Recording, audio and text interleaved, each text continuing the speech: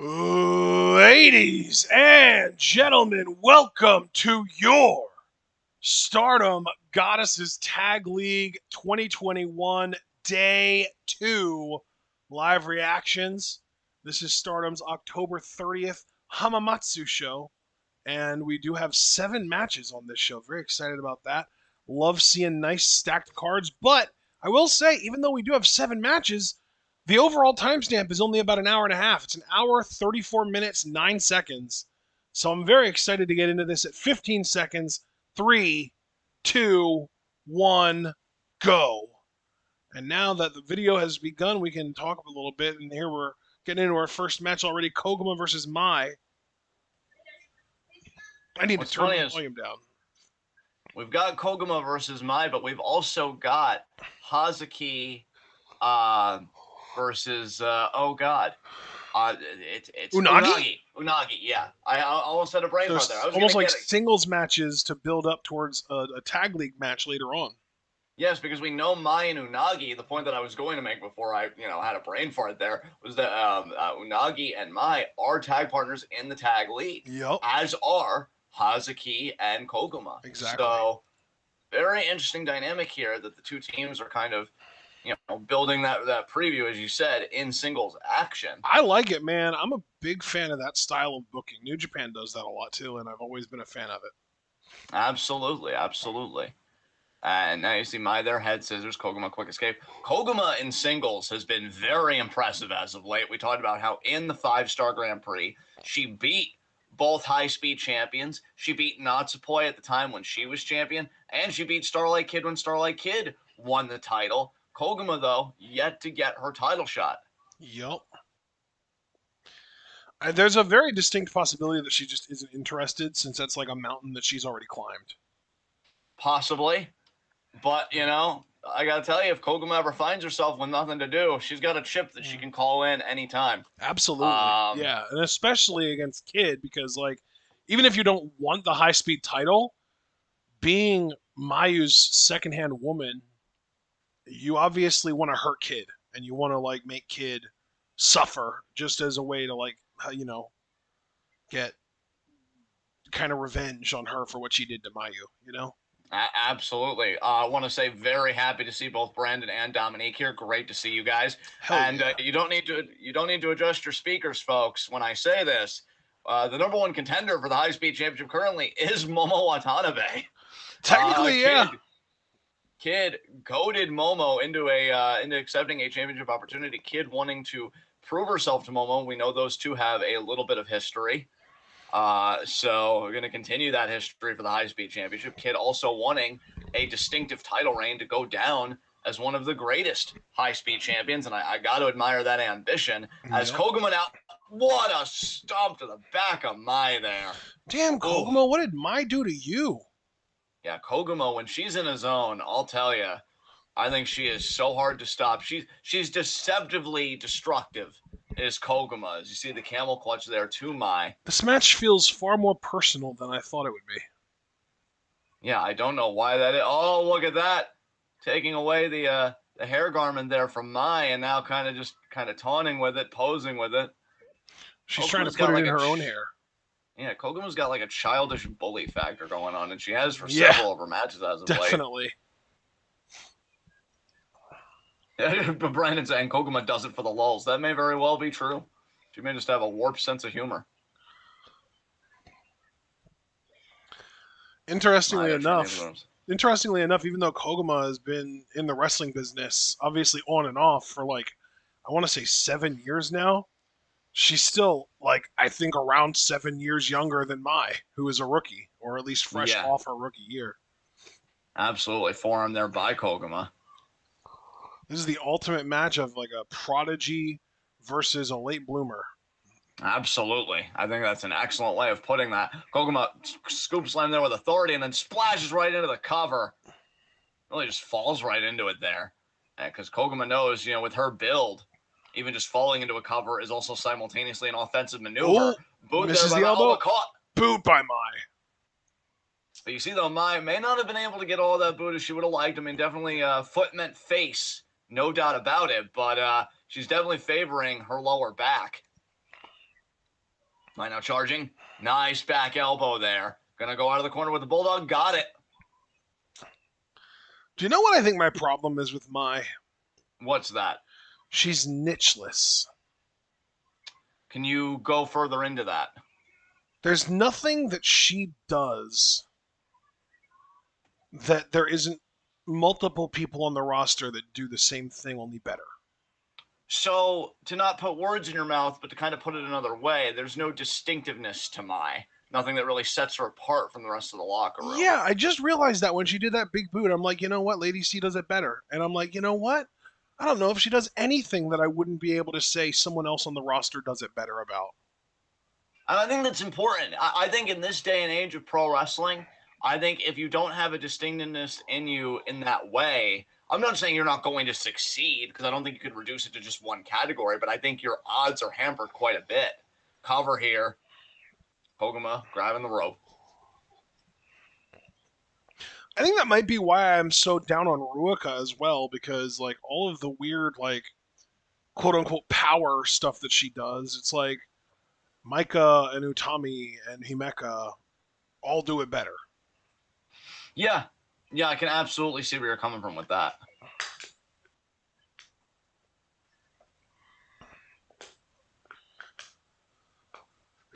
Oh, roll up. Misses the boot. Going for the pin. 2, and Mai kicks out. I think that's why I almost respect people that invest a lot in characters, because they're making kind of a tacit admission that, like, you know, in the ring, I may not be able to be distinct from everybody else, so it's out of the ring and how I talk and how I present myself that I'm going to make my, you know, my money, or I'm going to make my mark. And that's why I don't Exactly. really fault. I would agree with Nice that. Koguma. I would agree with that completely. You know, so, like, that's why I'm not opposed to character wrestlers, because I feel like it's a kind of honesty that's also a vulnerability of them betting on themselves just in a very different way. And Yeah, I Abel really actually respect that. Abel actually helped me to realize the other day that like Maki Ito is one of my favorite wrestlers in the world, but it has almost nothing to do with her in the ring. It's entirely character based. Like, because Abel was like, "Oh, I want to see Io Shirai versus Maki Ito," and I like reflect, like I like went backward. Like I was like, "What are you talking about? Like that makes no sense to me." I'm like, I have no interest in that match just because like I don't love Maki Ito because I see her as like this like amazing wrestler who I want to see a bunch of dream matches from. I love her because of her character, and I don't really think about dream matches with her because I don't really think about matches at all with her. Whereas with Io, I'm like, okay, give me Io versus Sasha, Io versus Karin Mayu, Io versus Tam. Like, yeah, like there are a lot of dream matches that I can think of for Io. But Maki Ito, I just don't think that way with her. I just don't see her as like an in-ring competitor, even though obviously she is, and that's a big part of what she does. I just enjoy her matches not because of the wrestling, but because of the story and the character. Right, and I think that's why, like, I think you can have dream matches to me with more character-driven performers. It's just in a very different context. Yeah, Like, like for I think example, a better dream match for me with Maki Ito would be like Orange Cassidy. yeah, exactly. And that's why, like, look at one of my favorite character performers in the last decade or so, The Fiend, before the booking just went to fucking shit, right? Right. Like, Fiend versus John Cena did end up being a dream match because the Firefly Funhouse match was fucking like a fucking hallucinogenic trip, and it Yeah. was amazing. And like you're like, yeah, because of the conceptual stuff you can do with the character, rather than, oh man, the Fiend, he does like the best lariat or the best whatever. Like he's fine, Yeah. but it's more like I love when he intimidates somebody. Him having Seth Rollins practically piss himself in the corner is still one of the best things I've seen in years. Yeah. And like, yeah, so I agree with you to bring it back to where we started. I agree with you that Maya has nothing distinctive, but where I could root for her is if she had a character that made me want to see her succeed, like a Yeah. Maki Ito. Well, dude, Like and something even like that. I mean, not as distinct, but even Waka. I think that's why we like her is because she has more character, she has more personality. Like you know, she has like the whole moon thing going on, and she's got like the devil thing going on, and she speaks English, which is like a cute gimmick that helps to get her over with us. Mai doesn't have any of that. She's just like I feel like she just wants us to like her because she's hot or something. Honestly, bro, and this is only from like my very, very like slim familiarity with it. I look at Maya's look and everything, and I'm like, you know, you'd probably fit better with TJPW's team. Dude, Or right? even, yeah, like what is that one place that's like an associated DDT where like Lulu Pencil is wrestled and stuff? Is it Oh, what? Gato move. Gatomo, maybe she'd even fit better there because I've seen like enough clips of Gatomo and stuff where I'm like, maybe she could even adapt to this. But like I Stardom, think TJPW would be the right place for her for sure. yeah, because like I just look at Stardom. That's a Oh blend of my both. god, that Oh splash! Jesus That's it. Christ! It's over. It's over. What Jesus a Christ! splash! Yo, she This did a mere woman. face planted there. Oh my God, Koguma just really out for blood every goddamn match. Yeah. Jesus Christ. And I was even gonna say, like, as far as like even within Cosmic Angels, Unagi is eccentric as fuck. And Yeah, she's like really interesting with the way she moves in the ring. Like she's not like necessarily better than a lot of people in the ring, but she's different in the ring. Like she moves differently in the ring. Like it's I don't even know if I would call it an amazing thing. It's just weird and interesting. Mina is a total fucking sweetheart, and I would die for that woman. And she's gotten amazing in the ring, right? Like the Cosmic yeah. Angels all have something going on, except for Mai. Mai is just like blank slate, blank canvas, like create a wrestler number one. Mai is the X-Pac without any of the in-ring pop. There you go. Koguma now taking her leave. But yeah, I just feel like I'm trying to TJPW think would of be a like much a better. generic good looking. Mai is David Finley, only like more attractive. Yeah. Because, yeah, I feel like where Stardom excels and why I'm so infatuated with it, as a wrestling fan, is it's the perfect blend of, like, really wonderful personalities, wonderful in the sense I that they're found the engaging, perfect they're fucking rich. equivalent. Mai Yeah, is yo. perfect. Yeah, perfect. Um, but yeah, Stardom's like this synthesis of like engaging, rich, like personalities with depth and characters with depth, Oh, but here we also go. amazing Hazuki in ring. Unagi. See, Yeah, now and this this is gonna should be be a fun. really fun match. Yeah, this is gonna be great. Hazuki right now, the number one contender for the World of Stardom Championship. We can't forget. Unagi, on the other hand, the number one contender for the Wonder of Stardom Championship. So red and white belt contenders meeting in this match today, beyond already the tag team preview that we already kind of alluded to earlier. That's a great observation, dude. Good call. I mean, I have them every now and again, good sir. I appreciate you for noticing. I feel like you have them on a damn near daily basis, personally. You flatter me, sir. I would say the Oh, same. And Hazuki with the Unagi, roll up roll up immediately. here by Hazuki. And dude, that's Going what into we've it been again. talking about. Can you Uh, imagine if she'd dude, catch Utami with one of those? oh my god. Well, see, dude, that's the thing. I need to be very careful with my wording here because I know one is aged like horrible milk, and this woman in Hazuki is brilliant. But her return kind of reminds me of how I felt, at the time watching Jericho return in '07. He just looked so refreshed and so ready to be the guy again. Hazuki, a lot of you already saw her on the Hanekimura Memorial Show. I did not. So seeing her return against Koguma and stuff, it gave me that vibe because it's like, man, she took that time off to get herself right mentally and physically, and she looks amazing right now. Like if I'm Utami, I've been saying it. I'm taking the challenge of Hazuki very seriously. Yeah. And I think if I'm Hazuki though, like you have to look at Utami's latest defense against Iroha, and you have to see that there's a shift in the mentality of the champion. What a drop kick! That's what I'm talking about. That is what I'm talking about. She is on fire right now. Yes, she is. But we've seen Utami, brother. Like I think you noticed it too. She's become, if the Iroha title defense is any indication, we are seeing now a shift in Utami becoming more cerebral in her title defenses, and that could be very dangerous for Hazuki. Sent on here. I love watching Hazuki go to work, man. She is so like almost surgical. Yes, dude, she's so well rounded. And you could see from the senton, she goes right into the crab, midsection, Yeah. back, focusing on all those core areas. Now going to get more leverage here. This match might as well be a Hazuki exhibition. I'm like early on she went for like the high speed style like pin sequence. Then we got to see her do some strikes in the corners. Then we got to see her do the senton. Now we're getting a submission. Like this is just a showcase of how versatile Hazuki is. Brother, not to dredge up old skeletons, but we did talk about, when Hazuki left the first time, that there seemed to be a bit of a hubbub about it, a bit of controversy. And if you're a performer as young and more importantly, as good as Hazuki is, You just can't leave all that unfinished business on the table. Oh, Oh, now she pulls her back she's in the going for middle of another the ring, but she senton. lets go of it. Got it. And another senton there. Is she going to go right back into another crab? She Oh is, my I God, think. I love it. I love it. You said, The focus brother, on the lower back. Brother, you had the perfect term only a few moments ago when you said surgical, because if this isn't taking a scalpel to your opponent, metaphorically speaking, I don't know what is.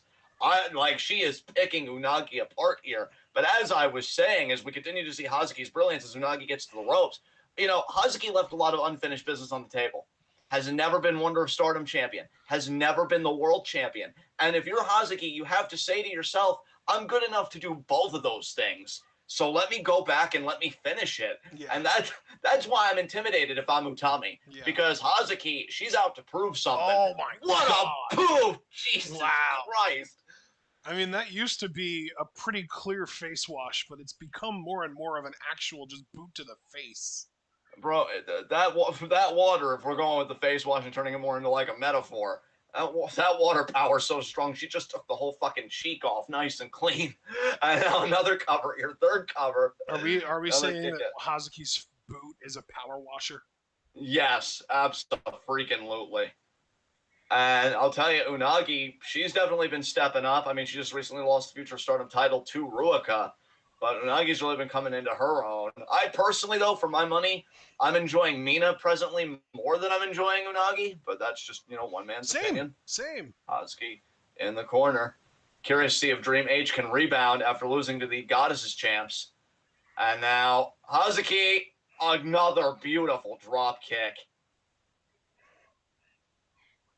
Keep in mind, Hazuki came back with one ambition, to light a fire under Stardom. And as I said, I think on the last Stardom show that we did together, when I want to say Hazuki might have faced Mai, possibly, maybe even Waka. I think it was a Cosmic Angel like she is here. The easiest way to light a fire under Stardom is to be the leader of that locker room, and the symbol of leadership in that locker room is the world title. You get the world title, you get to really make Stardom in your image. That's why we're really living in a beautiful Queen's Quest age right now with Utami as world champion. Another forearm there by Hazuki. And what a straight kick to the back. Jesus Christ. All over Unagi right now. Oh my God, side to the side of the head.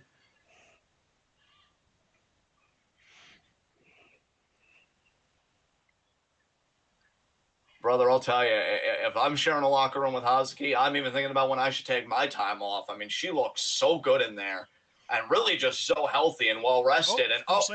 Caught. Screw, and now Unagi maybe on the come up here, maybe starting to turn it around. Hazuki now going to go into the corner.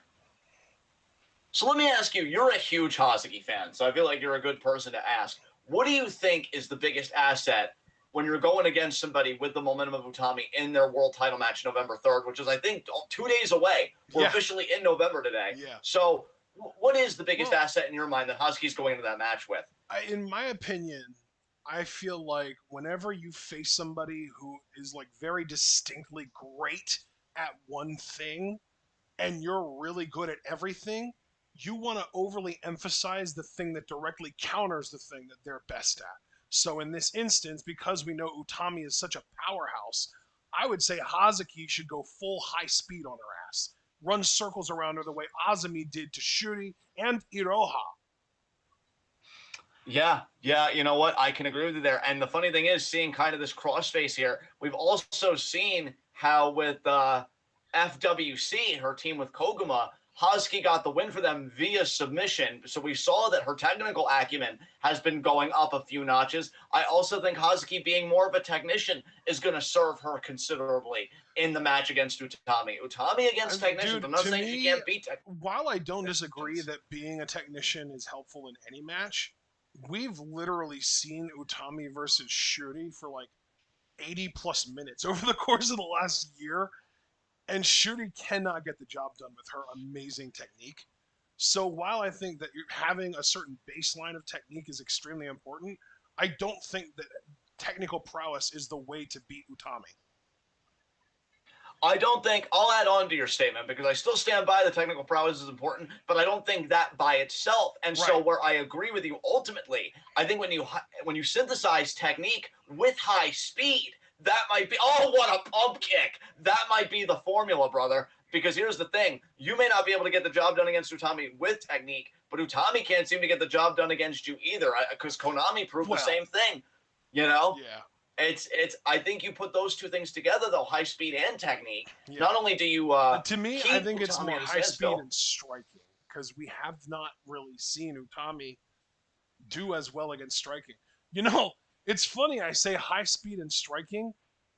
Do you know who actually successfully defended world championship against Utami just a couple years ago? Who was that? Arisa. Ah. So, You know, you do have a point there. And here's the thing. and actually, that I wasn't would even look a at, and I couple say years this, ago. It was last year. It was in the beginning of 2020. yeah. And, you know, I say this with all due respect to the world champion, because, you know, I love Utami, and again, I'm loving the era we're living in. But I almost feel like the strategy she employed against Iroha was kind of an implicit admission: strikes are my weakness. I can't let her use this against me. Yes. That's why she took out the leg. Yep. Because if Iroha Iroha's had the kicks. full range, yeah, if Iroha had the full range of her striking ability, Yep. I'm not saying definitively we'd have a new world champion, but it'd be a much closer call than what it was. I think Utami kind of admitted that there was a genuine chance that she would have lost if Iroha had her full complement of strikes at her Let me tell you something. Yeah, let me tell you something, brother. You and I have been watching wrestling collectively long enough to know that every strategy is also an implicit admission of something. Yeah. And Utami admitting, yeah, this ain't gonna work for me. So yeah, I think Hazuki is one of the very few women that is actually built to beat Utami. Uh, Obviously, the downside is her size because she is so small, which is why I feel like Iroha was such a perfect matchup for Utami. Because obviously, being smaller, she's able to absorb less punishment than someone who is bigger. So, Iroha was able to absorb a hell of a lot of punishment. I don't expect Hazuki to be able to absorb as much, but that's where the high speed comes into play because while Iroha is fast for a woman of her size, Hazuki's just plain fast, and she's like deceptively fast. I think even like she is. I mean, you just saw the way that she suddenly was able to get the boot up to knock Unagi up off the ropes and into the code breaker. That was beautiful. Like if she does stuff like that to Utami, I don't know. The thing is, Utami won't make the mistake of trying to climb to the top rope. That's not really her style too much. No, I completely agree with you. Utami, Senton. she rarely takes to the air. What a senton there. She does do a missile drop kick, so that'll be one opportunity that Hazuki will have to try and prey on that weakness. But that's about it. It's funny though that I think the high flying stuff, brother, because I'm agreeing with everything you're saying. I don't feel any discord between our views. Oh, is I gonna do it there? Nope. No, it's not. I do feel like the flying comes in the later stages of her title defenses. I feel like in Utami's mind, if I can end it with power early, that's always the first course we're gonna take. Yep. But then if I feel like, okay, they're being a pain in my ass, let's up it a little bit. Let me get those drop kicks in there. And Utami throws a beautiful drop kick. So Husky's got to be mindful of that. Brainbuster, no. Unagi going into the Gory special. Gory chin lock. She's trying to crank on it. She is cranking on it. Oh, wow. Man. I love the ref. Drop down to his knees in one jump. Oh, shit. Unagi going to go for that driver, maybe. Oh, my God. Oh, shit. Oh, shit. Oh, face buster. She got Very it. nice. She got it. That's huge, dude. 1, 2, and Hazuki kicks out. It's not Unagi's finish, but she might have softened up Hazuki for the finish. Yeah. It might have knocked her loopy enough that she'll be able to get that convoluted setup DDT that she goes for. Yes. Yeah, that's what she's thinking here, too. Grabbing the other arm, spinning her around. Oh my God! The leg? Nope. Hazuki. Oh, Hazuki no defending. Look at the defense of Hazuki here. That's brilliant. Knee to the midsection. Ooh, that was different. Like wow, I've never seen Unagi do that. A kick out again though. Hazuki, she knows how important momentum is. If she was to suffer a loss here right before the title match, yeah, that would be rough. That would be rough. But oh my God, Unagi, again, Hazuki with a boot. Saw it coming. Picking her back up. Might be thinking brainbuster straight away. And no, Gonna get it? again. No. Roll up by Unagi. 1, 2. Kick out by Hazuki. Wow, Wow. what a matchup these two are having right now. Another pump kick by Hazuki. You love to see it. Oh, here comes Hey, a you big know one. what? Ooh, the Polish Oh, hammer. sledge by Unagi. I'll tell you, if Unagi's giving Hazuki this kind of fight, Hazuki needs to know that with Utami, it's going to be times 10. Leg drop there. You know what, though? I think this And really does illustrate how much of a hindrance Hazuki's size could end up being because, like, we always talk about, or at least I always try and remember to bring up, Unagi is one of the biggest women on the roster. And I think that Unagi's size might be her biggest advantage in this match. And Hazuki is having a lot of trouble with it, which could be a real problem against Utami. yeah, absolutely. I agree with you. Absolutely. Hazuki knows where her strengths are. I'm even starting to wonder if this is going to go to a draw here because these two have really been going at it at this point now. I'd like to see a winner though, and it'd be interesting if it was Hazuki again to continue building that momentum. Oh, wow. Another shot there, Unagi Hazuki. is down. Oh, look Oh, at she Hazuki picked the though. leg. Oh, Unagi there picking the leg. Wow. See, I gotta say, this is the most impressed I've been with Unagi in a minute. Oh, wait. Counter. Nope. Oh. Yeah, this is easily the most impressive because even introducing almost like that quasi Sister Abigail of sorts, where she drove Hazuki's head into the canvas. Yeah, the spin out, What do they call it? Like flatliner. yeah, exactly. Back and forth these two go. Oh, wow. And keep in mind, this is just a tag team preview for a later matchup here. Yeah. Unagi and Mai versus FWC, Hazuki and Koguma. Oh, my God, Hazuki. Hazuki's forearms, man. Jesus. Oh, but again, look at Unagi imposing her will. That's what I'm saying. That's what I'm concerned about with Hazuki. She's incredible at everything that she does, but at a certain point, you just can't overcome a size disadvantage. Yeah, and Utami is overwhelming in that regard, as you crucifix brilliantly pin. stated. Counter! What a counter! Oh, and again. And look again, Unagi practically bullying Hazuki to the ground. But Hazuki again grabbing the leg. 2. Oh, what? She had her and the bell rang. She had her. It was a TLD, but she would have won if there was one more second on the clock. Bro, I gotta tell you, this definitely had some amateur elements to me. Towards as the far end, as like the scrambles those in the pin. last like 30 seconds, absolutely. Yeah, they're still going at it. Oh my god! Holy shit! Oh wow! I'll tell you. We talked about Hazuki's unfinished business with the Wonder of Stardom title being one aspect. If by some miracle, Unagi can beat Tam again. I just realized this is the first opponent Hazuki has faced who isn't a Stardom original in this run. Ah, there you go. Yeah, because remember, her first opponent was Koguma, obviously. Her second opponent was a tag team match, her and Koguma against QQ. I think it was Saya and Momo. Third opponent was Rina and Hanan. And this is her fourth match. Wow, and Hazuki all smiles. I think she liked it. This is her first opponent from outside of Stardom, and that's like the whole thing is that she's trying to light a fire under Stardom Originals' asses. Because she definitely saw Unagi's fire today, I'll tell you that much.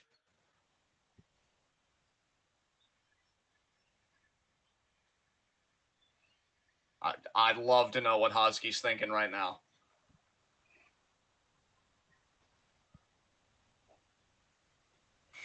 Hazuki, though, I think she liked it. I mean, you look at the smile on her face. She's 2 days away from fighting for the world title.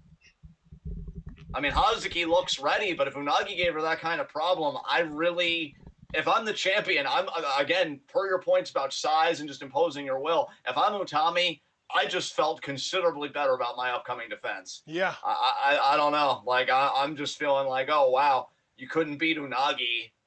Like, am I really going to have that much of a problem come November 3rd? FWC, they're taking their bow. Yeah. Oh, and here we go. First tag league match of the day. Momo Oz versus C-Moon. There's Azumi. Momo looks like she grabbed a water bottle there to drink out of.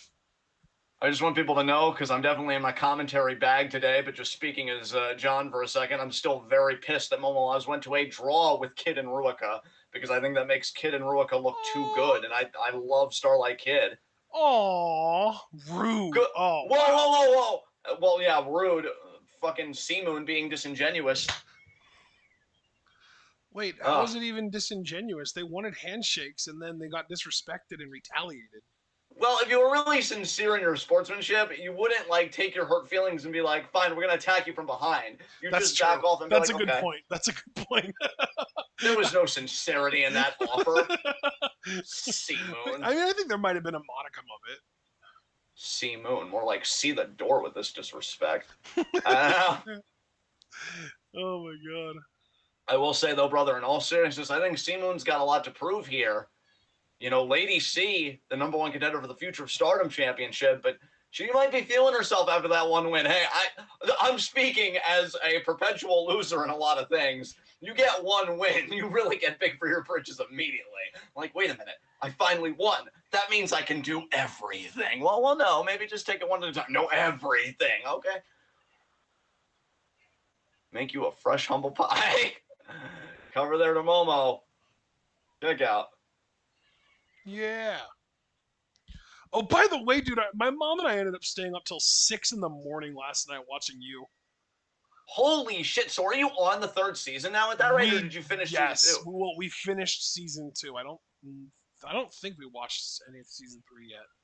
Well, yeah, you did watch season two, because I know your messages, right? Which, like, again, I take in your reactions even if I don't reply to everyone. Yeah. Dude, fucking the first time that Love gave that whole backstory and her tone and everything, and then Joe, like you said, is what the fuck? Like, Yeah.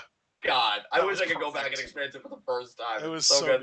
It was so And good. dude, I finished I'm season like three. so I was so angry with Joe though for not immediately accepting her. Like, dude, she's literally you. How are you not like falling over backwards trying to be with her for the rest of your life right now? Because he doesn't really love anyone. He just loves his idea of love, of this perfect Yeah. untainted flower. And the moment he saw that love was tainted, he completely became disillusioned with her. That's why, like, dude, the ending of But season like two too, it's where he's not like, just any taint, it's Joe colored taint. You know what I mean? yeah, and he just can't take that extra step of being like, but then the way it ended, and he's just like, "Oh, see you soon, neighbor." Like, I remember me just freaking out with that ending. Dude, It's like, and my then I mom even was joked, freaking out too. She was like, "Oh my god, is he ready to move on already? You're going to be a father." "Your mom is adorable." Meanwhile, I'm over there when we're watching that time, and I'm like, "Oh, Joe, remember, only 10 minutes of beeping as a treat." Oh my God. god. The show is perfect. And you can talk about season three, by the way, when you get deeper into it, because we did finish it where I am. Oh, So, nice. Yeah, I finished. I We finished. That was the whole thing. We wanted to stay up to finish season 2 last night. It was, dude. It was like 5 after 5, and I was like, "Oh God, do we watch the last episode of season 2 or do we hold off?" And my mom was like, "How long is it?" that's when you know a show is good. Yeah. When, like, it's like, no, Oh, we have to stay up. But Wanda dude, I ended here, up. We were up till 6 watching the show. I was out by 6:30. I went to sleep so quick after that. I'm sure she did too. you know what, though? That's so cool that you guys are barreling through it. And I'm so happy that, like, I got done season three, because I did want to talk about it with you, Javaris. I know Abel like freaking pinged me about it on our Discord. Nice. I fucking love the show. I can't wait for season four already. Look at Uh, Azumi. You'll love to see it.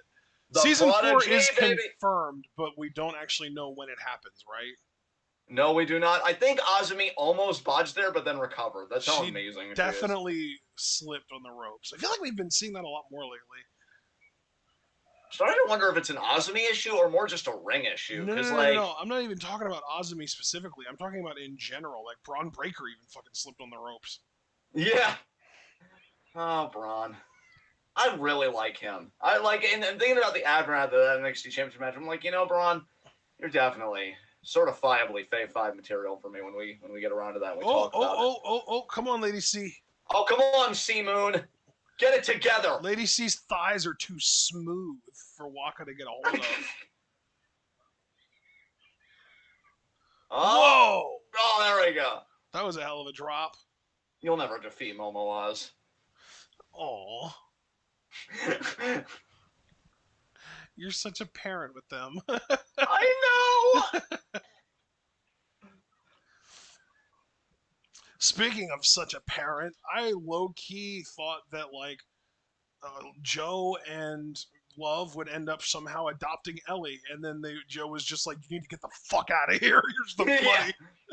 Dude, I am now that you've watched it, and since season 2 is like sold at this point, I'm really not gonna do like fucking spoiler warnings or whatever. Yeah. Fucking Delilah, man, it really sucked that she had to go like that, man. Dude. I'm so fucking angry at Joe for being so fucking casual about where he keeps the key to his murder locker. Yeah, like, dude, and I'm not even trying to be scumbag about it. Like, this is just me genuinely appreciating the media. I do appreciate how it does dark humor, because when Delilah finds the cage and then he comes in and he's like, "Oh, I had cameras. I was gonna ask you to dinner tonight," and he's like all exasperated because it's like, "I was gonna ask you out, but you know now, so." Dude, I don't know if he realizes how much worse he comes off when he says shit like that. Like, imagine finding out that a dude that you've literally been in bed with twice is a psychopath who murdered at least 2 people at this point. Because she had found fucking Benji's teeth and Henderson's Jackintosh or Jackbook or whatever they call it. Jacktop, I think they call it. And then he comes in and he's like, "I was even gonna ask you out to dinner tonight." It's like, Yeah. what the fuck? This guy's a nut job. Like, that's the immediate feeling. And even me as an observer, knowing what his whole deal is, I was like, "Joe, you come off like a nutcase." And then I love too when he almost gets like not necessarily parental and look at Momo here, what a double stomp. That was sick. When he doesn't necessarily get like parental, but almost like it's a normal conversation to have, and he gets annoyed when Delilah like rightfully is raising her voice or whatever, screaming. And he's like, "It's soundproof." Like, well, how do you expect them to know that? Like, oh, she beat Waka with a B driver. Jesus, dude. that's and right, I love Momo the delivery on that line too, because it wasn't just "it's soundproof." It was like totally like almost silent. "It's soundproof." No chances. Oh my god, yeah, because I was confused for a moment. I was like, how the fuck is that glass box soundproof when there are literal holes in it for breathing? And then I realized, oh, he wasn't talking about the glass box. He was talking about the storage unit, which he has lined with like blankets and mattresses and shit that he's duct taped up. Yeah. I mean, I'd say like Dude. a literal serial killer, but that's actually what he is, so it's fitting. Dude, and then like Love's narration, to go back to that, when she did the diss on Beck. Guinevere Beck was untalented and not special. She didn't deserve. She didn't you. deserve like, you. Oh man, Yes, this dude. bitch is crazy. It's so funny though, because early on in season 1, you actually kind of feel that way. It's like, you know what? This woman is like cheating on you, Joe. Why do you want her? You can find better. And like, even in season 1, I was like, Karen is so much better for you than Beck was. And it's like, no. Love gets it. Love is like completely on the same page as Joe, and Joe just needs to understand that. Yeah. Well, we got Aphrodite here, former goddesses champs, against Hanan and who's her partner again? Hanan and Rena? Oh, that's right. Water and oil or whatever they're calling themselves. So yeah, that's right. It's a pretty dumb name, but hey, we go with it because we like them as performers. Absolutely. Oh man. Hanan at least is a total sweetheart. Rena's a brat, but she's entertaining. I hate tagging with you. You're the worst. I'll never close my heart to you, I'm still hoping you can change. God! I hate how understanding you are. It's disgusting. Stop being compassionate. Oh my god! Your tone that whole time, I don't know if it was like a work or if you were really amused by yourself, but it's like, oh, the dose is too high! Gotta dial it back a tad. Right, it's like they're by Hanan. Oh my god, listen to you. I feel like I'm kind of turning up from all this you discourse. I can tell, and I'm into it. It's pretty great. Dude, can I just say too, I don't know what the status of the show is in that regard, but if Penn Badgley hasn't won even one Emmy for his portrayal as Joe, then just throw the whole fucking thing away. I mean, this has been the role of his career. Because I think he used to do like Degrassi. A couple episodes that I was watching of you last night, I almost feel like the woman that plays Love deserves some kind of award too. Like, goddamn. Oh, absolutely. Absolutely. I will say, I just looked it up. In 2019, Joe was nominated but didn't win Best Actor in Streaming Presentation from the Saturn Awards. Damn. Yeah. I will say, though, he has won some awards, but, like, never anything major. Like, he's never won, like, a big time award, like an Oscar or anything like that. Dude, like. He won an Independent Spirit Award, which was called the Robert Altman Award.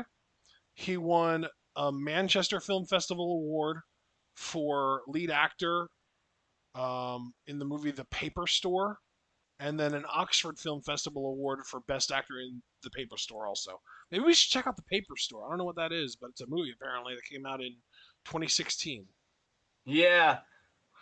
I'm just really curious what Badgley is going to do, like, post you. Because you know what I always say, like, when you get really successful, like, shows culturally or movies culturally, it's like, well, how do they dovetail that momentum into something else? Like, we saw in Game of Thrones, I don't know if, beg pardon? My mind just got blown a little bit.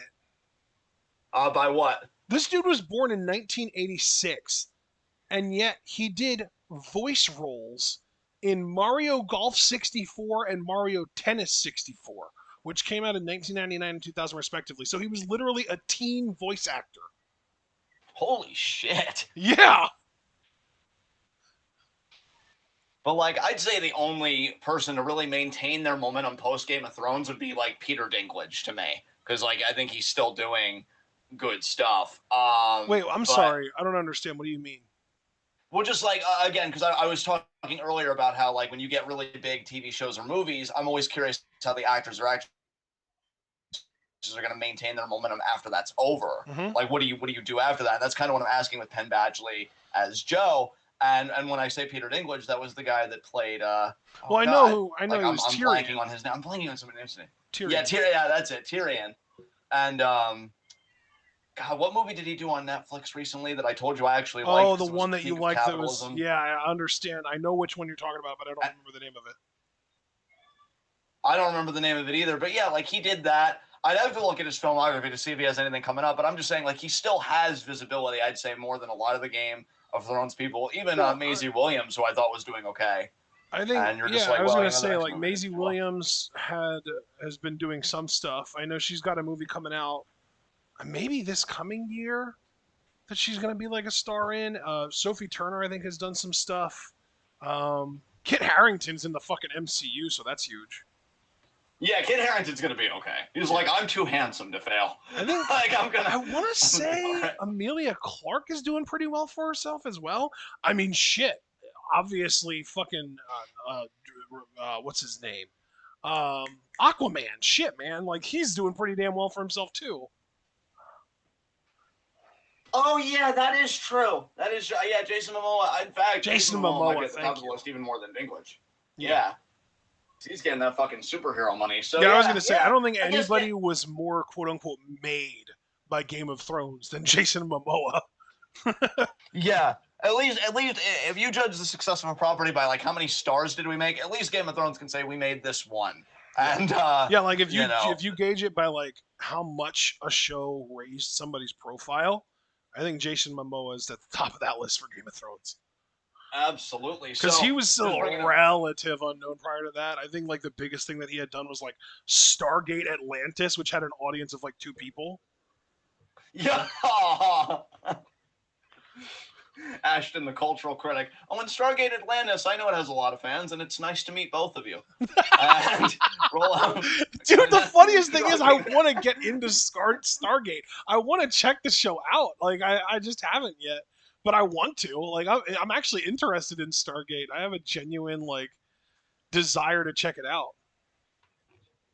Right, right.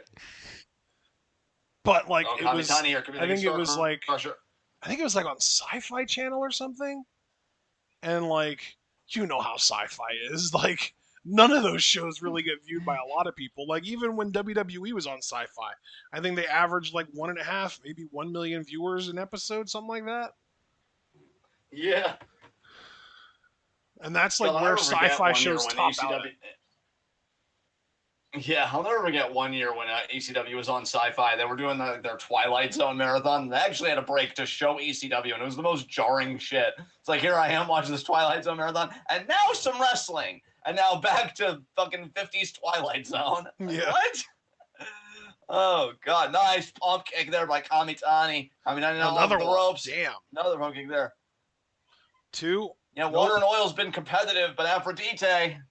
I mean, they've got been that competitive, but fucking they've work rate and also everything been combative with each other. else. Right, you are. Star Crusher incoming. Nope. Rena Oh my God, escapes. Hanan crossbody. And now Very sends it into nice. Hanan's crossbody. Like this actually Rena, working together here because they know gory this could be a huge special. victory for them. Gory bomb. She got it. Gory bomb there by Rena. She delivers one hell of a gory bomb. She really God. does. And Utami having to break it up. What is it with these 15-year-old girls and being good at wrestling? Yeah. You Rena going I'd for say the you'd octopus. love to see it. And and she got it. I was trying to go she's down to taking the it ground down. with it, I think. Yeah. She Grounded did. octopus. See if she grabs the ankle. Is she gonna? Yeah. We know how much Rena loved Hana Kimura, and I don't know if she's gonna be going for hydrangea here. Doesn't seem like she is. She seems content with just the grounded octopus. Yeah. Surprising, Jesus. honestly. You think you'd want to control every appendage imaginable here to really maximize the hold. And Kamitani gets gets to the the full on the ropes. bottom rope.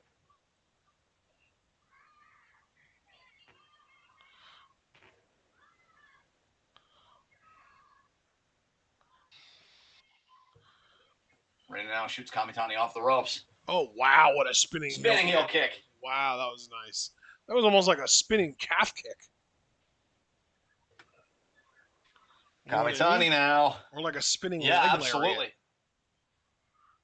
Oh, look at Rena here. Could be the jackknife Jackknife. cover. Got it. 2, broken up by the champ. Utami again.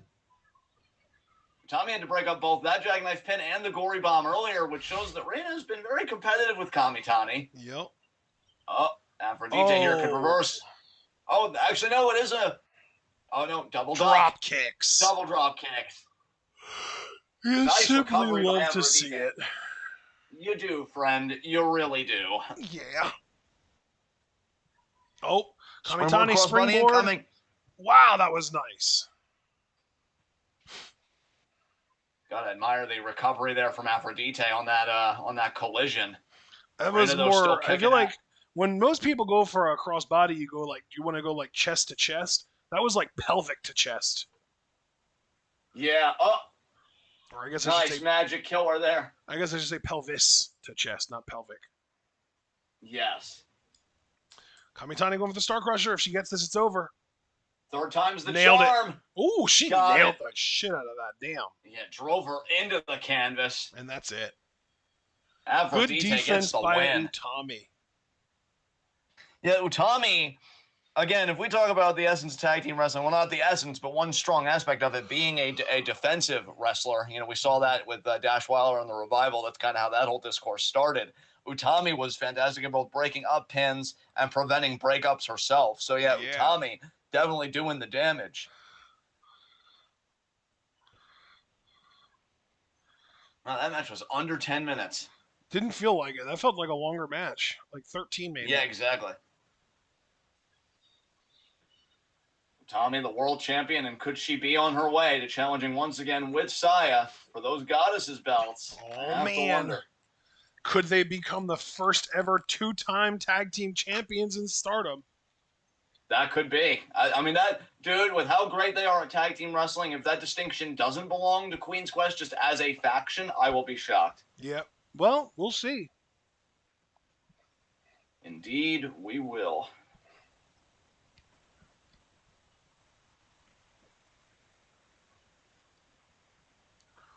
I want to As we know when Momolaz face Ponytail and Bushido. Yeah, that's a great question. I'll be curious about that as well. Oh, shit. Dream H versus Kid Iruka. Damn it, Starlight Kid. I'd be so much more hyped for our matches if freaking Konami was here for this. We miss you, Konami. Yeah. I'll tell you, when she comes back from this latest thing, I am never taking her for granted again. Like, I'm going to be into every Konami matchup because I realize now, like, what the alternative is when she's not around, and I'm just not into it. Oh, Tam. Tam's got that look on her face like, oh, let me handle this. Must be standing across from Kid, because we know they have recent history, at least over that Wonder Stardom title. Yup. And she is, yeah. Well, would you And look they at have had that? some classics. Kids white belt challenges have been a couple of the best matches of the year. Yeah, dude. Yeah. Which, like, I hope one day she's Wonder Stardom champion, because just by being a contender, she's shown, like, she could make one hell of a champion and have, like, stellar matches with that fucking title. Tam now going to back up. Oh, and immediately going after the eyes there. Oh, ducks.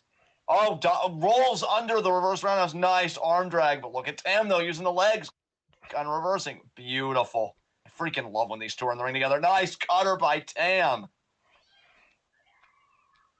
Cartwheel knees, shades of Mako Satomura, the current NXT UK Women's Champion. 2, kick out. I believe Ginny's actually the current #1 contender for that title. As Mina now in. NXT UK? Take out Ruka. Yeah. Nice. Dream H, drop toe hold. Blockbuster there by Tam. And then flying kind of chops there by Mina. And now Dream H, what are they going to do here? Double drop kick. And there it is. Kid looking all around her, not knowing where they were going to hit. And that was that.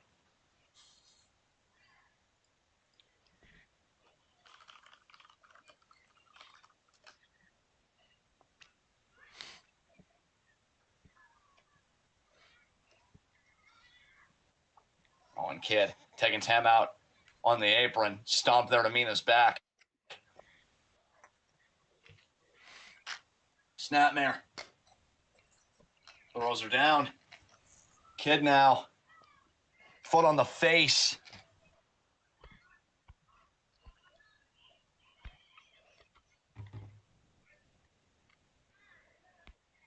Oh, yeah. Kicks Tam away there. Oh, wow. Kid just threw Mina's face into Ruka's boot there. That was sick. Yeah, she really did. Come on, Mina. Oh, wow. Double hip toss. Roll her up. Oh, wow. Just slammed her down. Drop kick by Kid. Splash by Ruka. That kind of looked funny, admittedly. Damn. Kick out there. Oh, gonna try and kick Tam away. Tam able to avoid the strike. I know Ruka has a real mean streak. Gonna just beel Mina. I think that was a hair mare. Mina now leaning against the bottom rope. And now Ruka gonna do the face wash. We already saw the superior version with Hazuki in her match with Unagi. Very physical matchup. There it is. I really wish Oedo Tai would stop doing that move now that Hazuki's back. Well, now I just think they mean it as an insult. Knee there on the chest. Kick out there by Mina. Hazuki doesn't deserve to be insulted, though. I agree with you wholeheartedly. And in fact, I was even going to say, I don't think Hazuki has been in the ring with an Oedo Tai member since her return. And the first time that happens is going to be very interesting. Boot there to Mina.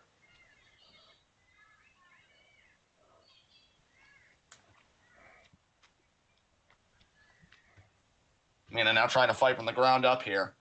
We have really come to love and support Mina Shirakawa ever since coming to Stardom. She's worked her ass off. She's improved considerably. We've even started to look at her as a white belt challenger and even a future Wonder of Stardom champion.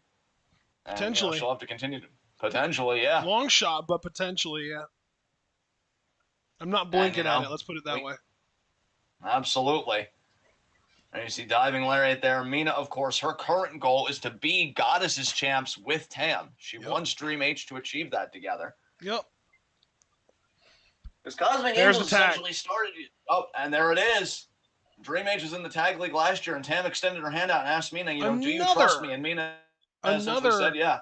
Pelvis first crossbody. Man. Oh, Kid and Ruka almost colliding. Discus, and Ruka gets sent into Kid. Kid now off the apron. Wow. What a knee. I think I'm just going to call it a V trigger, but in Tam's case, the V stands for Violet. Oh my god. Yo, real talk. Intergender match, Tam versus Kenny Omega. I'd take a front seat to that. And Kenny would be like down to sell and stuff. He wouldn't be a dick about it.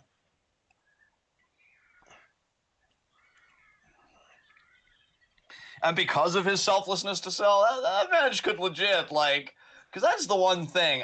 I'd still say one of the best intergender matches I've seen was either Pentagon versus Black Lotus, just in that gauntlet type match. Taya versus Cage was fucking excellent. But I still hope for a day that an intergender match happens that just sets the world on fire for the right reasons. It's like, oh man, these two really killed it. Selling was great, story was great, sent on there. And I feel like if you got people like fucking Tam and somebody like Kenny, who even though I've kind of gotten over and have been over for quite some time, it seems like he's starting to gain that status back with a lot of people with his AEW world title run. I'm like, yeah, let's do it. Kid now going to shoot Tam off the ropes. Tam reverses. Kid, though, crossbody.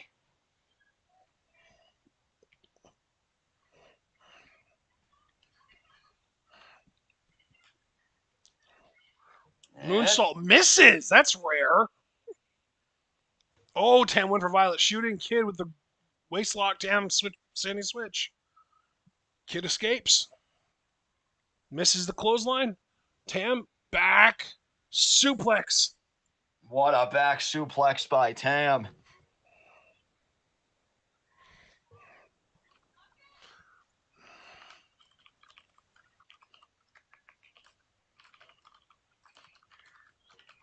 Oh. Ruka there. Gliding into Tam. Now going to do a scoop slam here. Or no, backbreaker. Keeps Tam settled on the knee, or at least I thought she was. I don't know what Ruka's trying to do. Bulldog there. Oh, Bulldog flatliner. Moonsault. Kick out.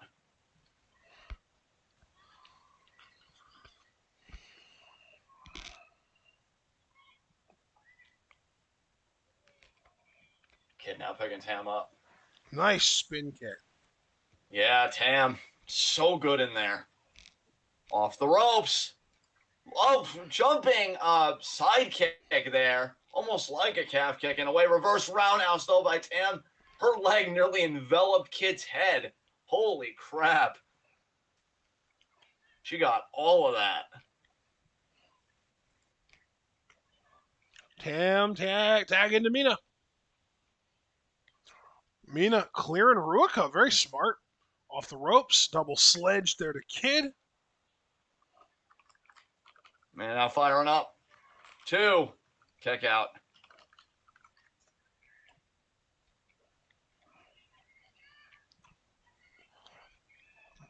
Romero special incoming.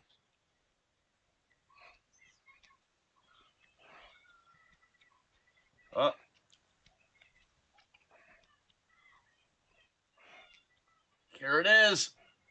She's got it.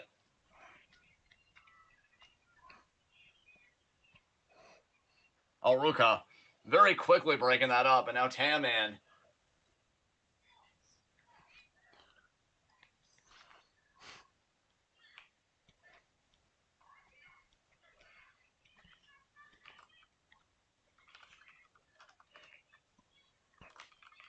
Oh, Mina. Wow, Mina really felt that strike, and she registered it. Oh, and now Kid and Ruka colliding. Double A there by Mina. Mina firing up. Did we ever get AJ Styles versus Daniel Bryan in WWE? We did. Was it good? In fact, we did a few times, and the one time we got it, that was the start of Daniel Bryan's heel turn, if you remember, because he kicked AJ in the balls and then beat the shit out of him after, and that was for the WWE title, I want to say. And was it good? I remember it being good. I don't remember it being bad. We also got it at Royal Rumble one year, and that's when Rowan came out, and that's when we got the whole Bryan-Rowan association. Oh, God. So yeah, we've done Bryan AJ a few times. So we got it, but they booked it like shit, as expected. Yeah.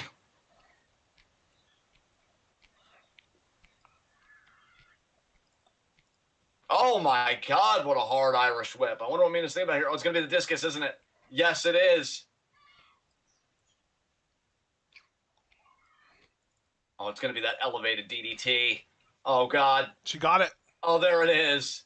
That might be the beginning of the end right there for Kid. 2. And Ruka breaks it up.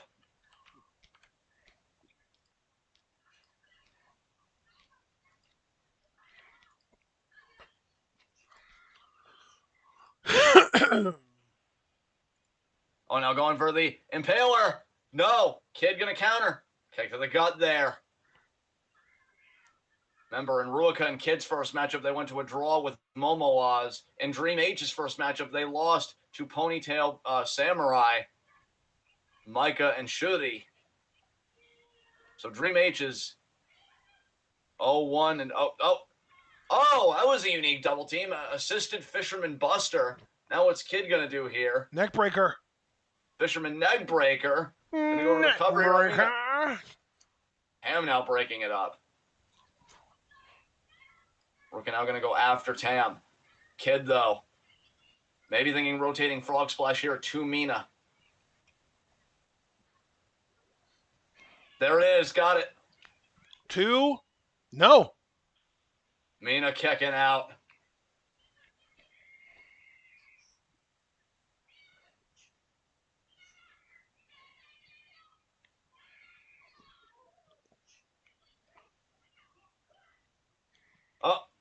Oh, Mina Misses. countered. Oh, nice pin. Oh, shit. That's it. Oh. Really? She didn't really have it hooked in properly. The Glamorous Collection, Mina, didn't get the job done there. Oh, super kick. Like I said, though, she didn't really have it locked in properly, you know? Yeah. Like, she didn't have the leg There's hooked. the release Fisherman. She didn't have the leg hooked around the one arm.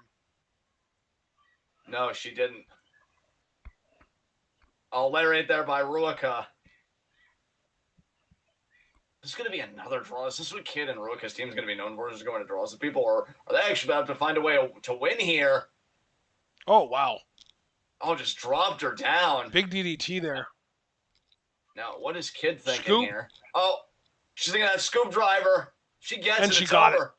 Wow, Ruka. Oh, 1, my God. 2, 3. Oh, yeah, my that's God. it. Wow. This Ruka and Kid team, this would be so much more believable if Konami was on the fucking team. I kind of have to wonder if maybe they're just treating it like it was Kid and Konami and not changing their booking of the team, even though it's Ruka. Dude, I think that's exactly what's happening. Like, to the letter, I think that's exactly what they're doing. Yeah.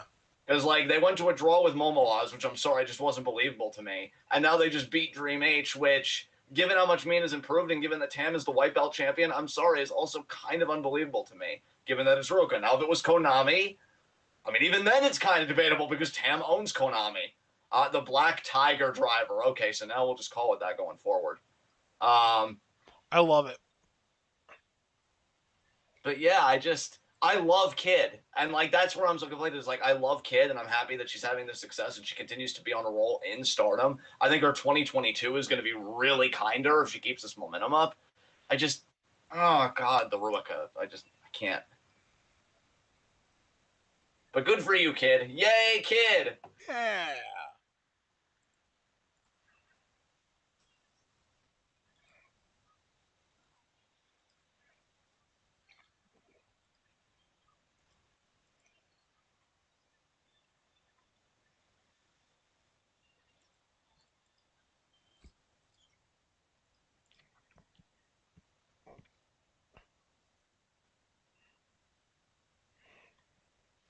Hime Boy. Who's Hime Boy facing? I didn't see the graphic. Oh, Himapoi is facing Kashima and Fukigen. Oh. Oh my god. I guess we could take solace in knowing that this match won't be going to the time limit or even close to it. Yeah. Kashima and Fukigen are like a Toru Yano break, like in the sense that it's like, we can relax knowing that this is going to be a cute, fun, quick match. Yeah. Like how Toru Yano matches are like, man, all these G1 matches are insane. I need a break. And then a Toru Yano match comes on, and you're like, oh yes, this is perfect. Yeah, exactly. Exactly.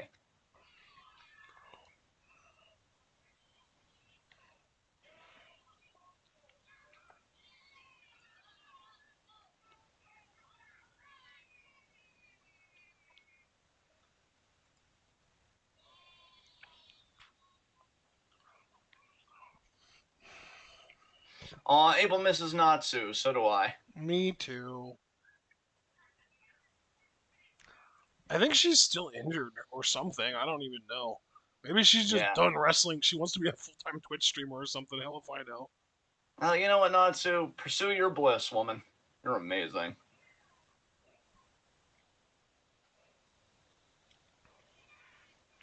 Nice scoop slam by Kashima.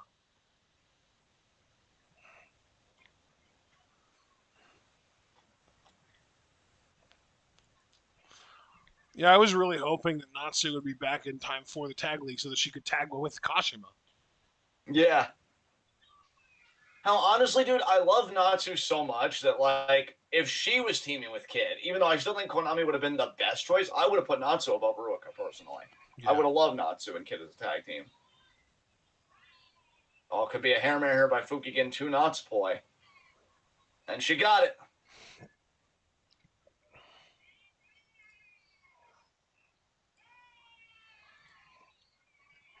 Death has way too much fun with this shit, I swear.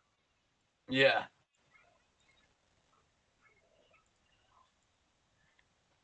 Kashima seems like she's having a good time with Fukigen as well. That's nice.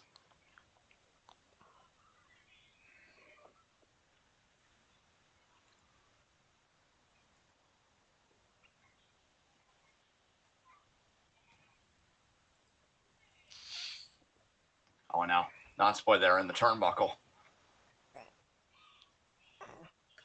Oh, Death getting ready. Booed there by Natsupoi. And there's another boot.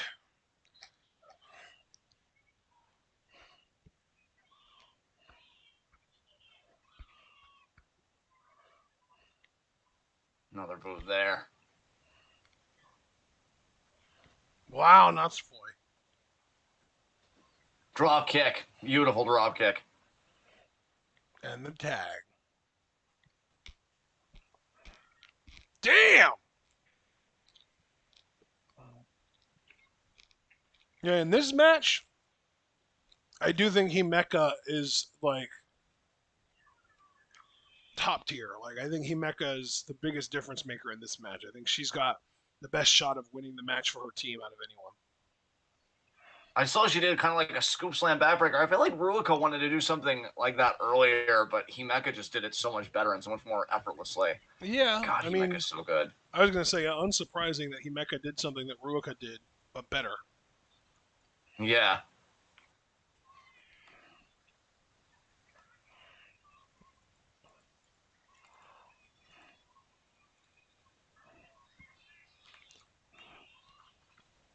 Fukigen gets to the bottom rope.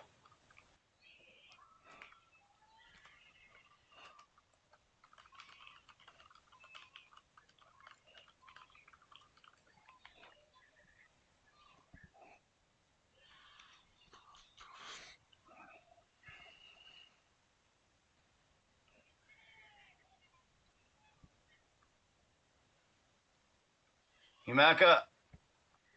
No. Duck. Oh, stomping right on the foot. Oh, in the throat. Throat thrust there. Himeka. Oh, Kashima. Oh, duck. What a Rana! Beautiful by Kashima. Now she's going to go for a big boot. Got it.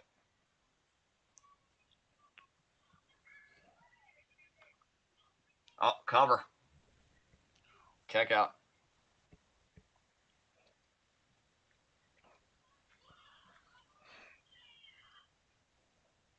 Samoan drop.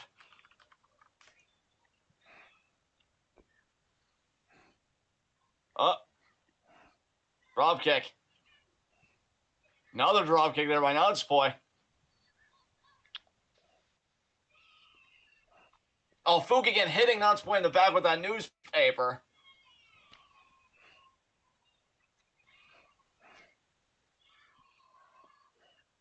Oh, call the crossbody. Oh, and Himeka just barreling down, taking out everybody. Oh, here comes the drop kick. Got it. Oh, wow.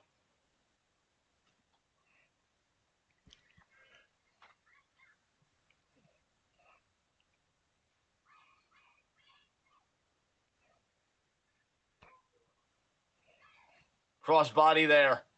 Hooks the leg. Hooks.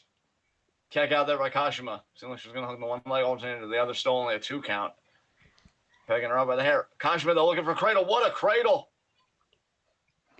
Kick out.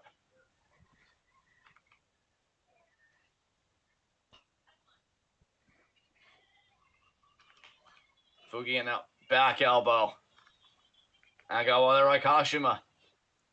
Throw thrust there. Kashima now double arm underhook suplex right on her toes. The bridge. Himeka breaking it up. Oh, death thrown out. Himeka. I guess Himeka's just taking care of death because Kashima and Poi are in the ring by themselves. Let's remember, There's I believe Kashima.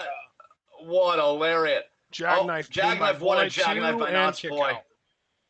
Let's remember that I believe Kashima and Fukigen actually beat Aphrodite in their first tag league matchup. So they're currently 1-0 right now, and they beat a top tier team. Could be Ferial Gift here though.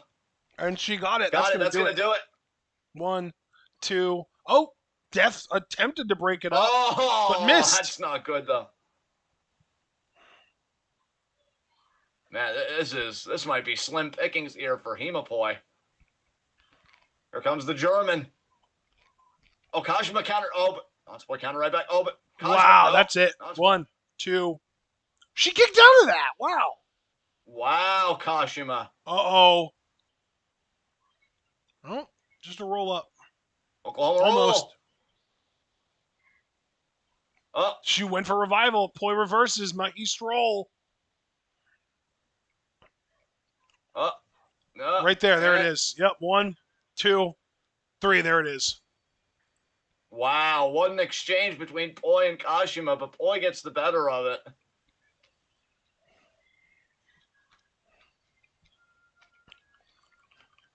Really fun final few moments there. Himapoi gets on the board with the win. Trying to remember if they won their first matchup or not.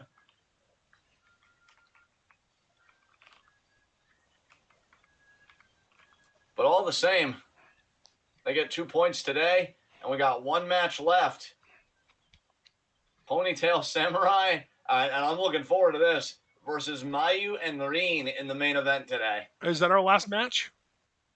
Yes, it is. Is that the only match we have left, I guess I should say? Yes, it is. Dope.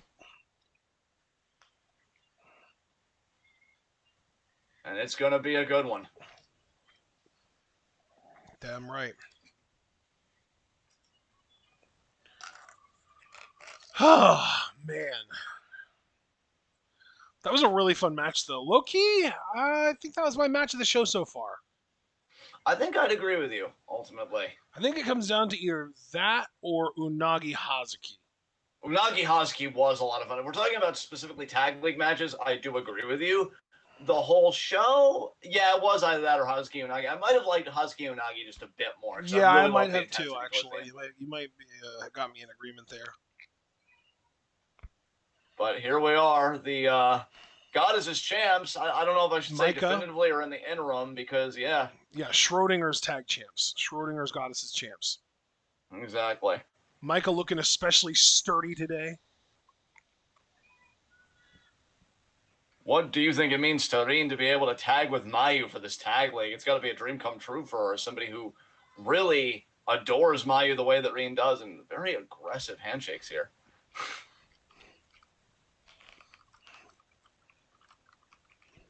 Micah, they're high-fiving Shuri.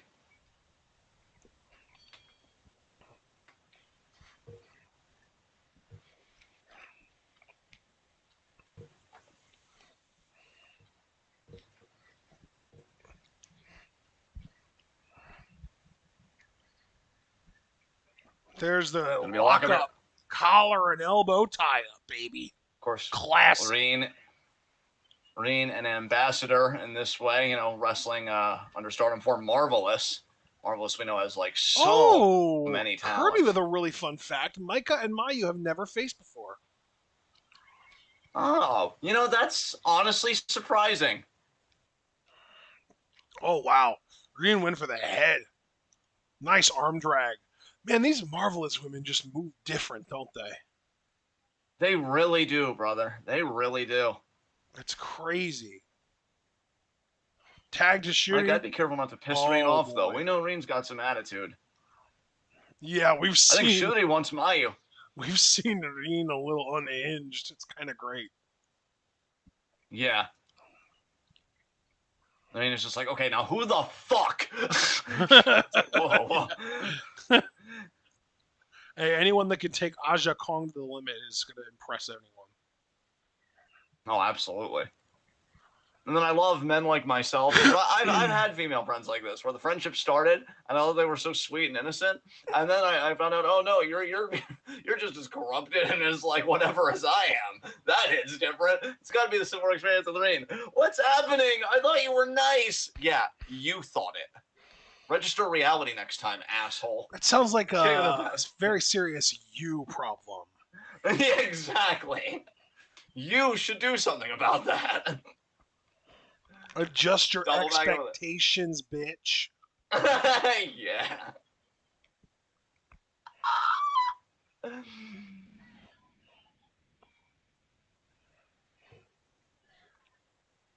Kick to the gut there. Snapmare. Oh, what a kick to the back.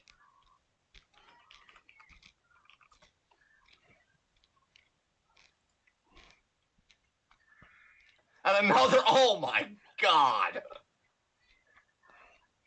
Hey, let's remember the one time that Mayu and Shuri met in a singles matchup for the World of Stardom title. Mayu won that match. Didn't go to a draw like Utami did. She beat Shuri straight up, and she got her ass kicked. But she was able to persevere and get the win, I believe, with the two-stage dragon suplex. As now, Shuri had the cross arm breaker, but Mayu gets to the ropes.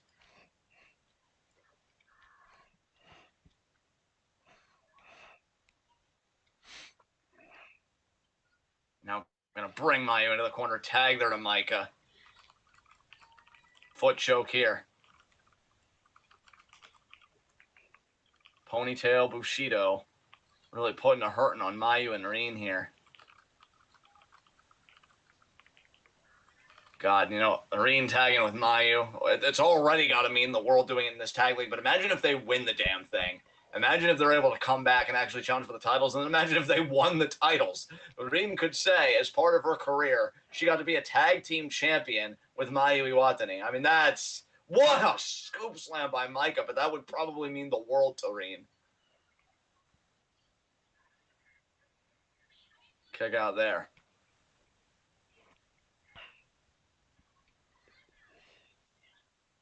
Whoa, Mayu, roll up sniper kick. Nailed it. Got it. Flush in the face. In the face. Oh. Look at it in with the sniper kick. That was dope. The sound to ear contact. And now in there, Irish Whip micro reverses. You like that? Oh, do I? I need to stop before you need to change your pants. Wow. You sounded like an actual tea kettle that time. I'm impressed. Yeah, Nice cannonball, buddy. Something's brewing. In your balls. I knew God, ever since our Big Mouth rewatch, I kind of hear some things in Lola voice. Oh, no. Do you remember when we watched it the first time? Because I could swear, if I'm being honest with myself and I'm holding my views accountable, I feel like I hated Lola at first, but honestly, with this rewatch, like I totally get it, dude. I totally get why she's like one of your favorites because, like, just some way she delivers, like, he's the patron saint of sausage and peppers. Like, it just, I was thinking about that on my hike today. I'm like, God damn it, I'm ruined. Neither by Shuri Doreen. Oh, Andrew, you fingered me.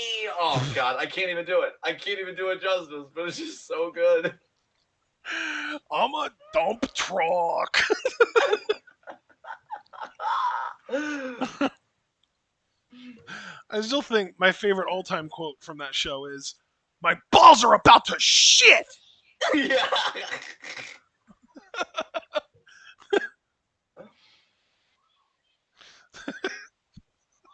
Yeah, I can't wait for season 5. That's this week. Holy shit. It's Friday.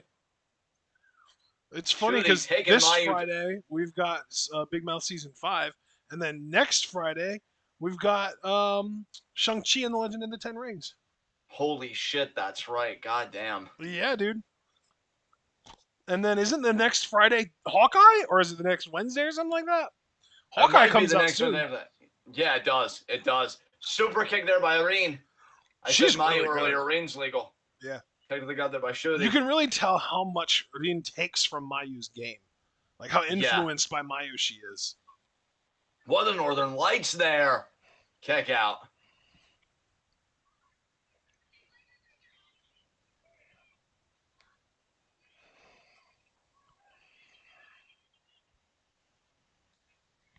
Oh, Shuri. Forearm there.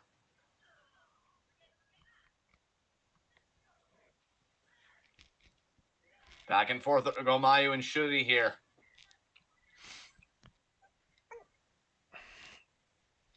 Oh my god, this back and forth. Holy fuck. It's as intense as we'd expect from these two women here. Yeah, Jesus Christ. No doubt about it. Kick that out of the gut by Shuri. Shuri now measuring Mayu. Another shoot kick there. Nice catch, Mayu. Dragon screw. Dragon screw. What a dragon. She committed on that dragon screw. Yeah, she did.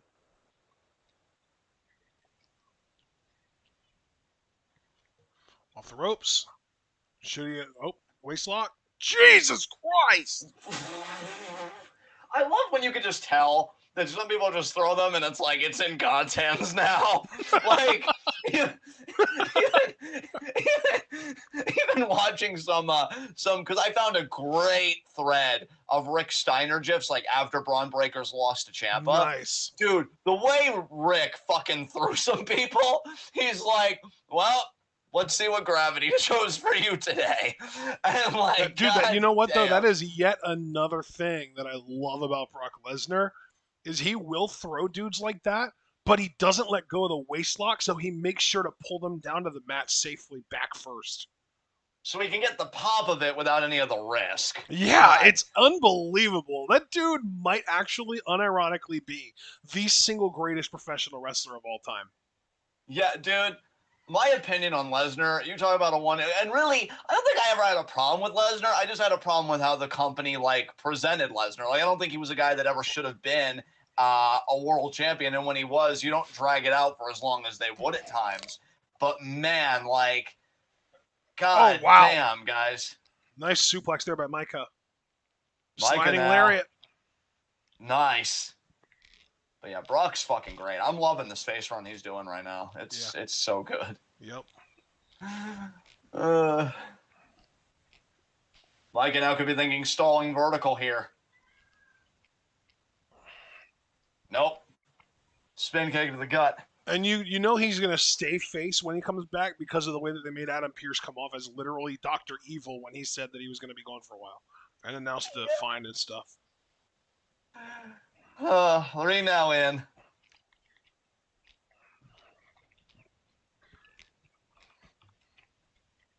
Double drop kick there, beautifully done. Very nice. Like your face. Really? Oh my god, absolutely. Yay! You're precious. Double drop kick. Oh, you are. Oh my god. Oh my god. Well, thankfully, when it comes to being precious, we're not dealing in scarcity. Everyone can be precious. Yay.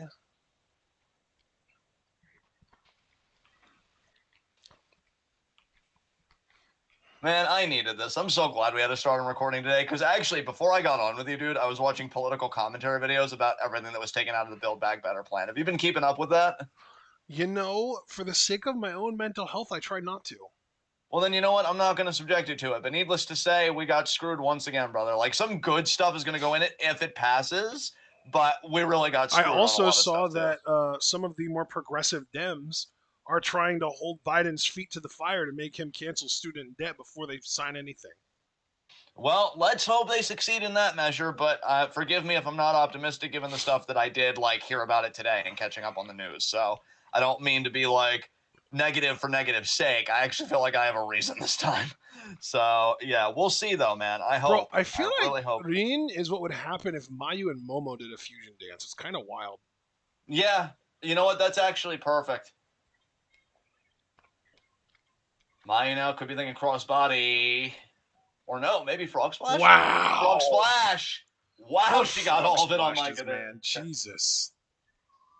How does she make a move that is supposed to be like something that hurts more when you're bigger look so painful when she's so like, I mean, literally, they call her a bean sprout for fuck's sakes. I think Maya is one of the best frog splashes in the business, if not the best right now. I think the best because, right now for sure. Yeah.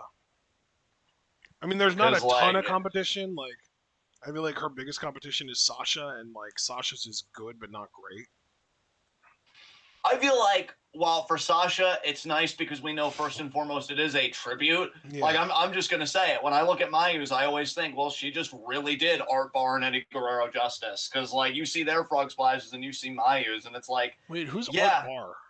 He was actually the inventor of the frog splash and Eddie's former tag partner. Eddie got the frog splash from Art Bar. TIL. So, nice. Look at me imparting some wrestling history for a change. God, you know. For a change, as if you're not the one that does it every fucking time. It's so nice to know that I have other qualities besides being handsome. It's really, yeah, it's really you are also commonly correct about things. Oh my god, that's something we share. And Micah now. But yeah, Art Bar actually used the frog splash before Guerrero, and then when Art Bar died, the frog splash always in some way seemed like a tribute to somebody. Oh, and Gotoshi! Kick out by and I think Green might have broken it up off the side of our screen there. So yeah, Eddie did it as a tribute to Art, and now everybody else does it as a tribute to Eddie. Wrestling's fucking wild. And kick there. Wonder who popularized the frog splash in Japan, though, before people like Mayu and stuff. I'm always curious about that. Oh, double super kicks. Crucifix driver. Oh, with the drop kick combo from Ring, that was beautiful. Yeah, I'm really going to like these guys as a team the more matches we see from them, because I'm liking the synergy here. Their attires even kind of synchronized in a way, too. I love it. They're really living this up.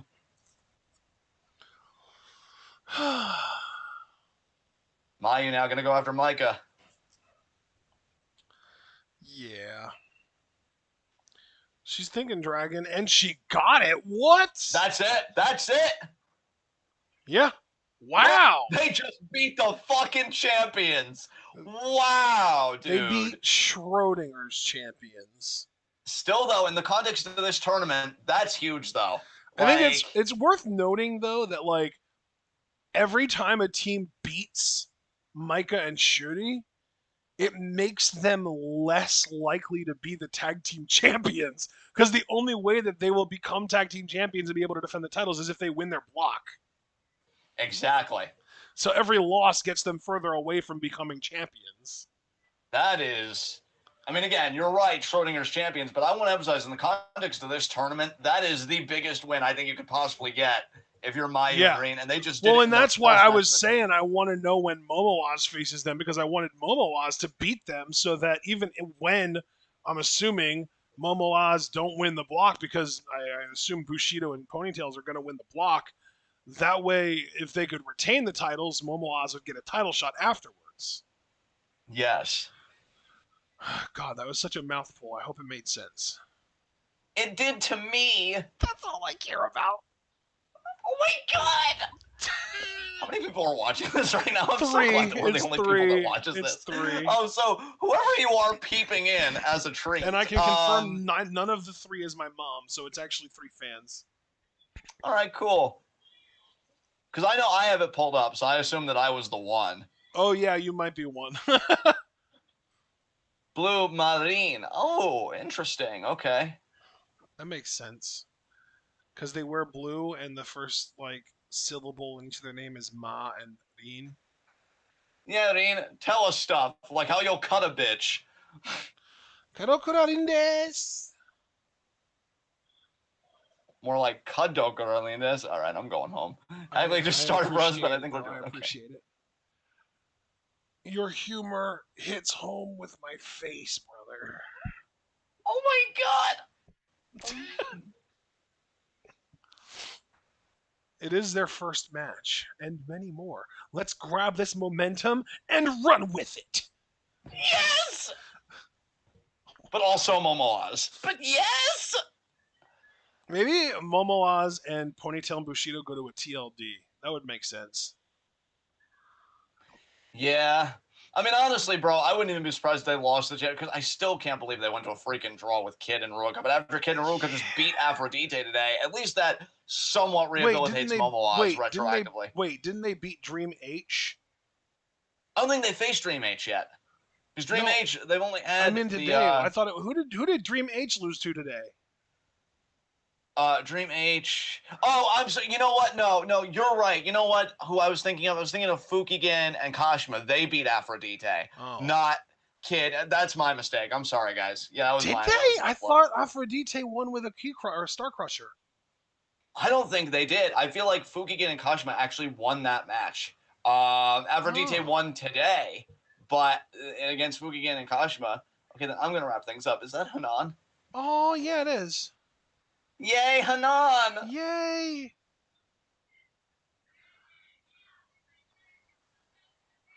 She's just instructing the crowd on how to go along with the outro.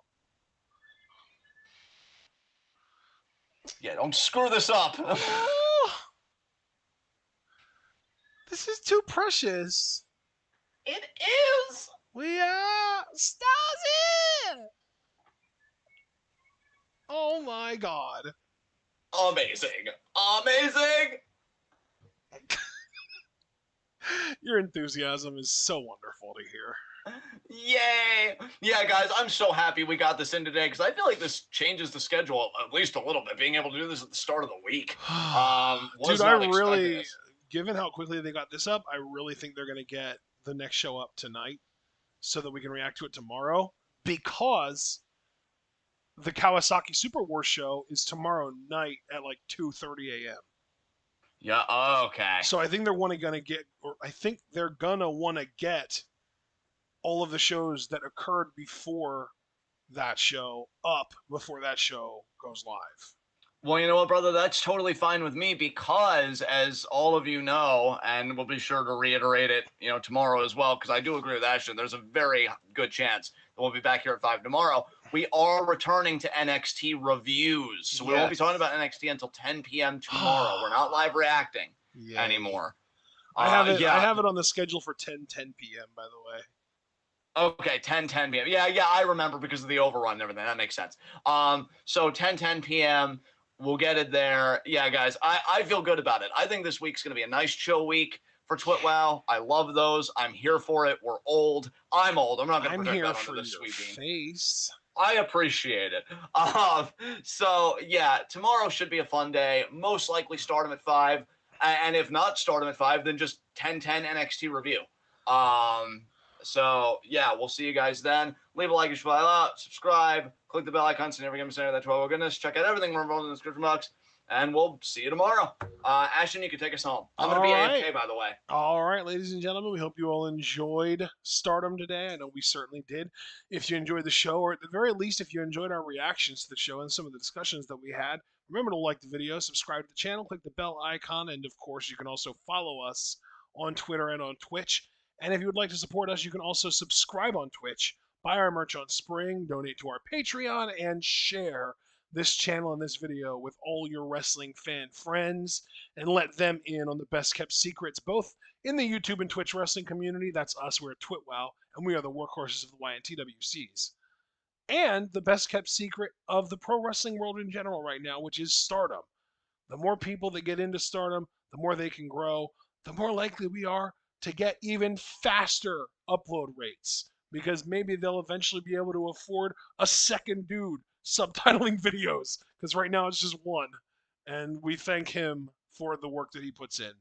Um, as John mentioned, we probably will have more Stardom tomorrow because I'm guessing that they are going to get the 10:31 show up overnight tonight in order for them to be able to not have to worry about doing that then when they have their 10 or I guess 11:03 show tomorrow night, which is really Wednesday morning at 2:30 a.m. And speaking of tomorrow night, John and I will also then be going live at 10:10 p.m. Eastern Time to review NXT. As far as other plans for the week, I do believe the only other show that we plan on this week is a SmackDown review Friday night at 10. So we hope to see you there. We hope to see you for our other Stardom coverage this week. And of course, in order for all that to happen, you've got to remember to stay tuned.